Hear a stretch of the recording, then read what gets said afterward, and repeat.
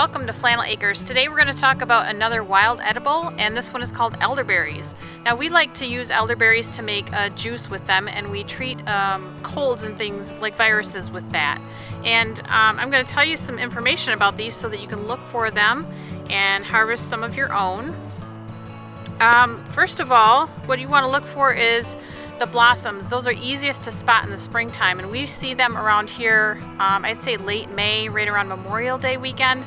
We start seeing those around, and we look in places like ditches and marshy areas. The kind of elderberries that we pick like to be in the really wet ground, so look in those areas along roadsides and ditches and things like that.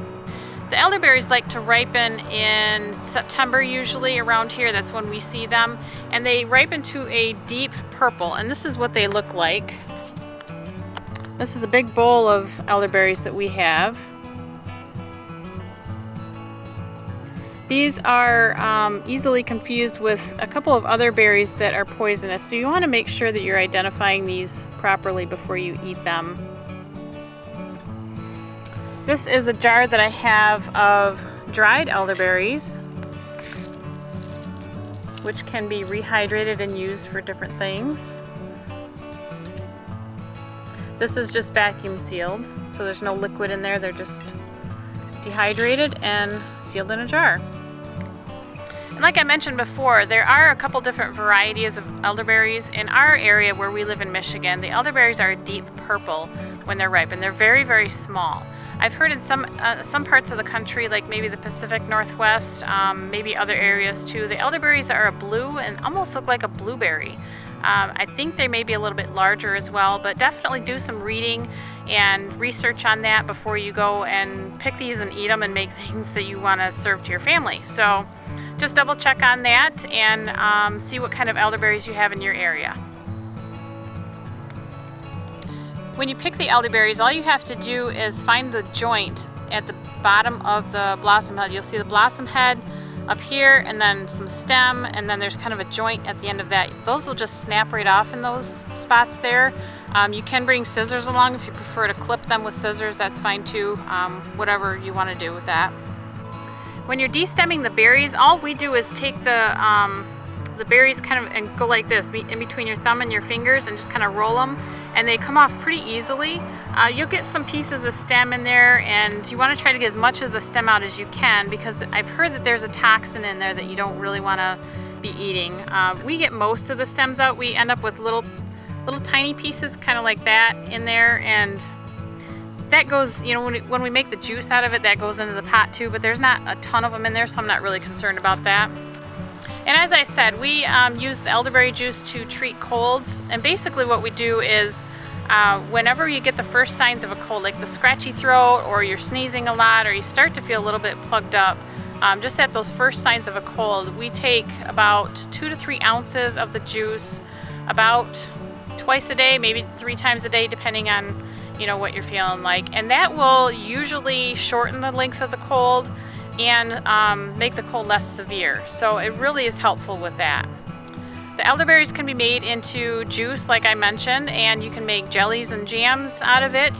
You can make a syrup, kind of like what you would buy in a health food store.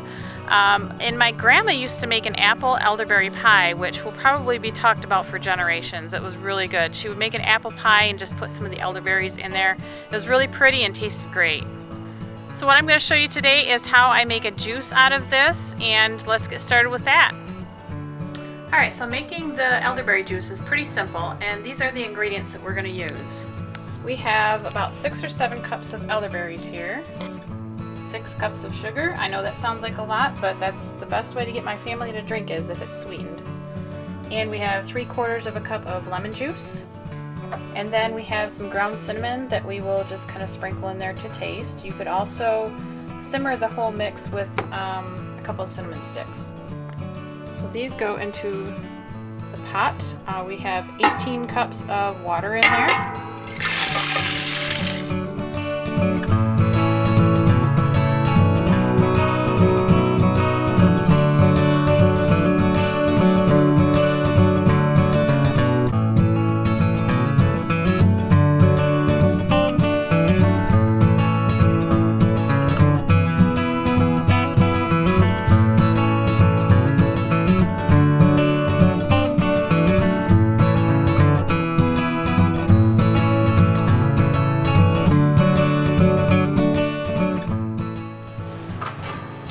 elderberry juice is done cooking, and now we have to strain the berries out. So I'm going to use just a screen strainer to do that.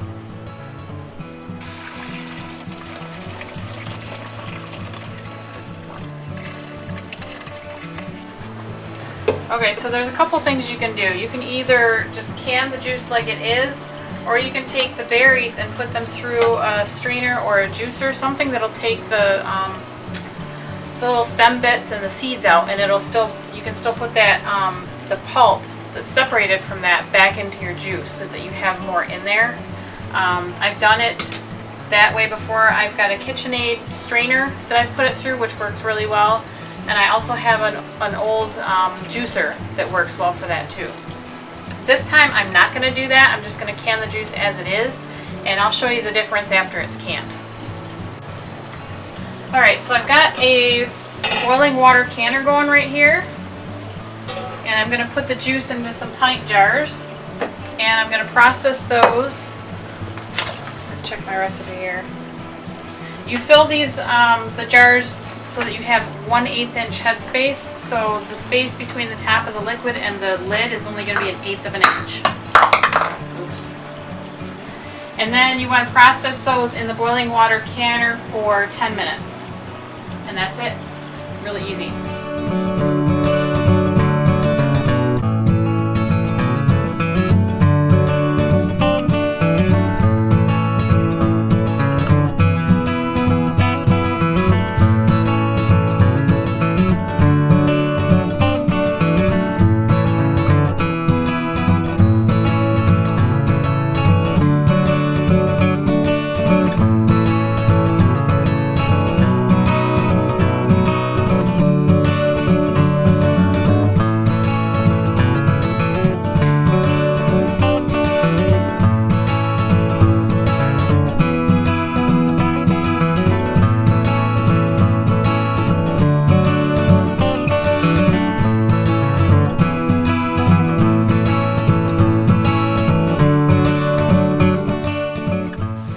Okay, so this is kind of a visual of the difference between the two juices. The one on the left is the one that we made previously, where we put the elderberries through a juicer to take the seeds and stems out. So it does look a little bit thicker, and you do have to shake that before you pour it because it'll settle.